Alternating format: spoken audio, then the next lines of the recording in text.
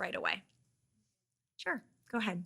Yeah, so the president has really wanted to end the war in Ukraine for a long time now and has been working on that in the first 100 days. We've seen President Zelensky come here, as well as the president meeting with President Zelensky just in the last couple of days. I'm wondering where those talks stand and if the president is optimistic that conflict is going to wrap up shortly. The president is optimistic yet realistic about the incredibly complicated and unfortunate situation happening with Ukraine and Russia.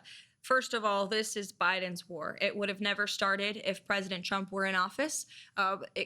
There is a reason that Putin did not invade Ukraine when President Trump was in the Oval Office, and it's because, again, President Trump leveraged the power of the United States to warn Putin not to do it. And the president has spoken about that in those direct warnings to the Kremlin that he gave in his first term. And then we had a mentally incompetent president in Joe Biden who didn't even know what day it is, never mind knew how to prevent war.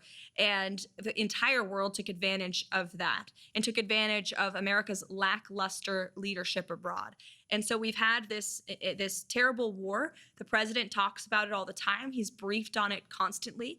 There are men dying on the front lines of this. An entire generation is being wiped out. And enough is enough. The president has made it very clear he wants to see this end at the negotiating table, not on the battlefield. He has spoken directly to both sides of this war. He most recently met with President Zelensky at the Vatican when he attended the funeral of Pope Francis. And he remains optimistic that both sides will come together to negotiate peace. There are a lot of complexities on both sides of this war, but so he's realistic about that, but he is optimistic that we are moving in the right direction.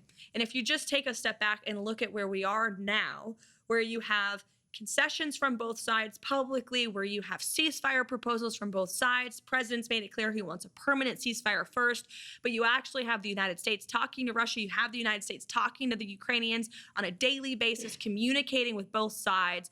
Look at that compared to where we were when we came into office, where neither side was talking. There was just one approach to ending this war. No one was really talking about a peace deal. We were just talking about continuing to send blank checks to continue funding the fighting and the killing. This war has been a meat grinder. Young men are dying.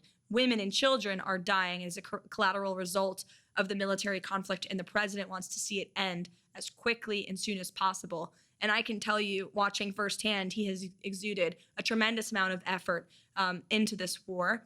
He's getting frustrated with the amount of effort this has taken, and he's made that clear to both sides. But he remains optimistic that we can get this done.